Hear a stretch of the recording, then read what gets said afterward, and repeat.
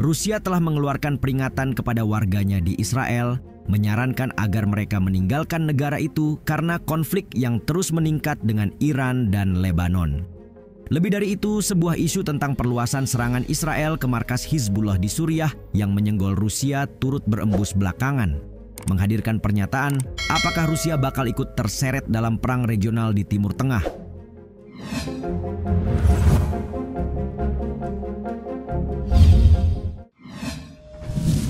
Israel serang pangkalan Rusia. Sebuah kekhawatiran meningkat di tengah perang Israel dan proksi Iran setelah laporan perluasan serangan Israel di sekitar pangkalan Khmeimim Rusia di Latakia dikonfirmasi dalam serangkaian serangan rudal beberapa hari yang lalu. Al-Arabi Al-Jadid melaporkan pada Jumat 4 Oktober bahwa depot senjata milik Hizbullah yang terletak dekat dengan Khmeimim menjadi sasaran serangan tersebut. Dari sini kecurigaan kemudian hadir, mengingat hantaman rudal Zionis yang menargetkan wilayah Suriah di bawah pengaruh Moskow pada Kamis pagi tersebut mungkin turut mengenai pangkalan udara Khmeimim yang merupakan fasilitas militer Rusia. Untuk kalian ketahui, fasilitas ini diperluas pada tahun 2021 setelah berada di bawah kendali Rusia sejak tahun 2015. Ketika Moskow memasuki perang untuk melindungi rezim Suriah menyusul intervensi sebelumnya oleh Iran dan Hizbullah. Jadi, benarkah Israel menargetkan pangkalan udara Khmeimim Rusia dalam serangan rudal ke Suriah? Sumber oposisi Suriah yang dikutip The New Arab membantah bahwa Khmeimim menjadi sasaran. Pun pertahanan sipil yang dikirim untuk memadamkan api di sekitar depot mengatakan tidak melihat ada personel Rusia di sekitar kobaran api, seperti yang diklaim oleh beberapa media pro-rezim. Bagaimanapun isu ini cukup serius, sebab menyerang pangkalan udara ini akan menyebabkan krisis terbesar antara Moskow dan Tel Aviv sejak jatuhnya pesawat militer Rusia pada tahun 2018 selama serangan udara Israel. Meski tidak menargetkan, tetap saja ini menjadi titik terdekat yang diserang Israel ke pangkalan udara Khmeimim. Karenanya, serangan tetap berpotensi mengancam kesepahaman Rusia-Israel yang berlaku sejak Oktober 2021.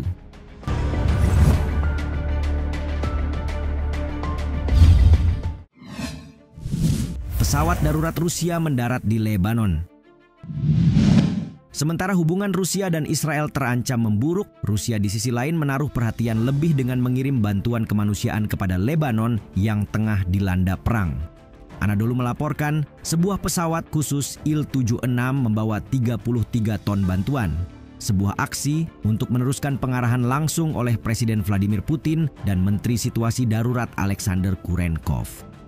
Kementerian Situasi Darurat dalam pernyataannya menyebut bantuan yang dimaksud meliputi makanan, barang-barang penting, obat-obatan, dan pembangkit listrik portabel. Kantor Berita Nasional Resmi Lebanon mengatakan bahwa hingga fajar pada hari Kamis, pasukan Israel melakukan 17 serangan udara di Beirut. Masyarakat internasional pun pada dasarnya telah memperingatkan bahwa serangan Israel di Lebanon dapat meningkatkan konflik Gaza menjadi perang regional yang lebih luas. Namun, sebagaimana diketahui, imbauan tersebut hanya sebatas angin lalu bagi pihak berseteru. Israel telah melancarkan serangan udara besar-besaran sejak 23 September dengan alasan menargetkan Hizbullah ke seluruh Lebanon. Hingga video ini dibuat, Kementerian Kesehatan Lebanon dalam rinciannya melaporkan jumlah korban tewas telah menyentuh angka lebih dari 1.100 korban dan melukai lebih dari 3.000 orang.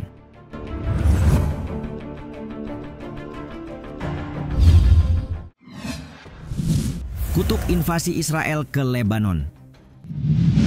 Tidak hanya terlibat dengan mengirim bantuan kemanusiaan, Rusia juga menjadi salah satu pihak-pihak paling vokal dalam mengutuk operasi darat Israel ke Lebanon. Melalui pernyataan yang dirilis Kementerian Luar Negeri, Rusia mengutuk keras dan meminta Tel Aviv untuk segera menghentikan konflik.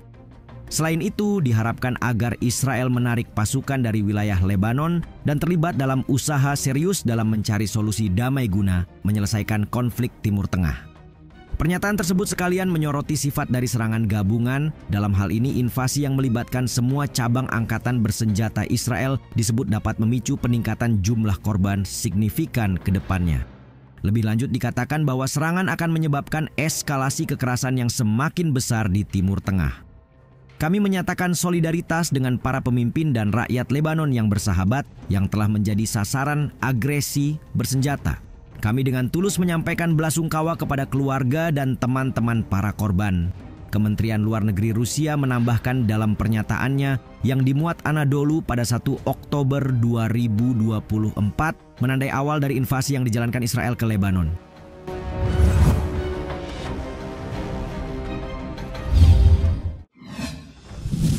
Apakah Moskow akan membantu Hizbullah?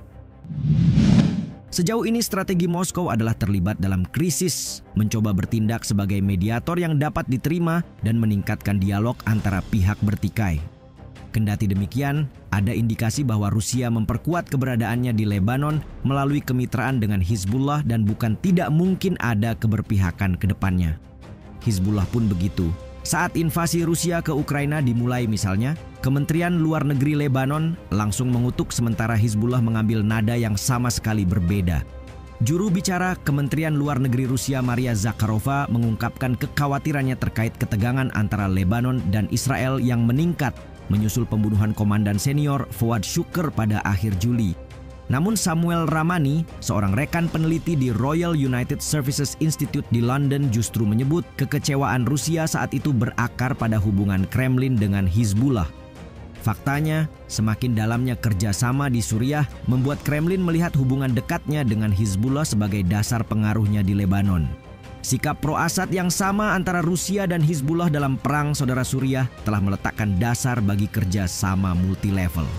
Sejak keduanya memulai hubungan diplomatik pada tahun 2015, menyusul intervensi militer Rusia dalam konflik antara Suriah dan milisi Hizbullah, kerjasama antara keduanya telah meningkat sangat drastis.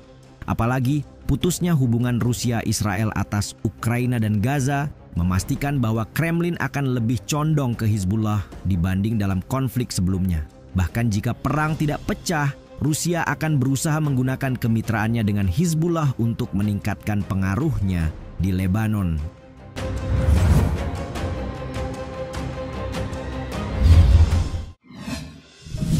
Desak warganya tinggalkan Israel dan Lebanon. Mungkin ini bisa jadi salah satu pertanda Rusia sedikit banyak tahu apa yang akan terjadi ke depannya.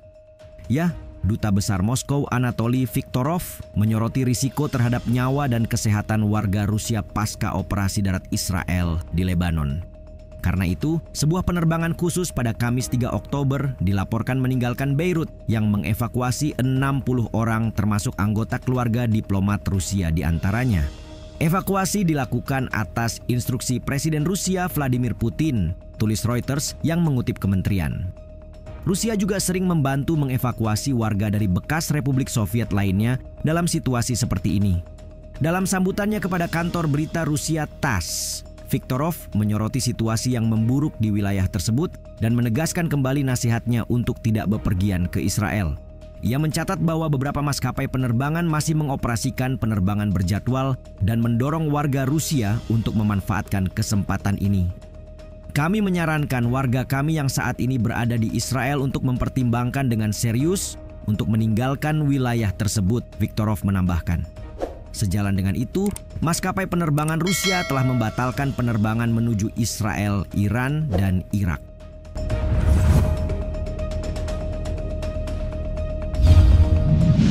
Hubungan Rusia-Israel memburuk sejak perang Ukraina meletus pada tahun 2022 dengan tuduhan bahwa Israel memasok senjata kepada Ukraina. Di sisi lain, Israel tampaknya ikut waspada terhadap hubungan militer Rusia yang semakin erat dengan Iran, termasuk meluasnya penggunaan pesawat nirawak Shahed dalam perang Ukraina.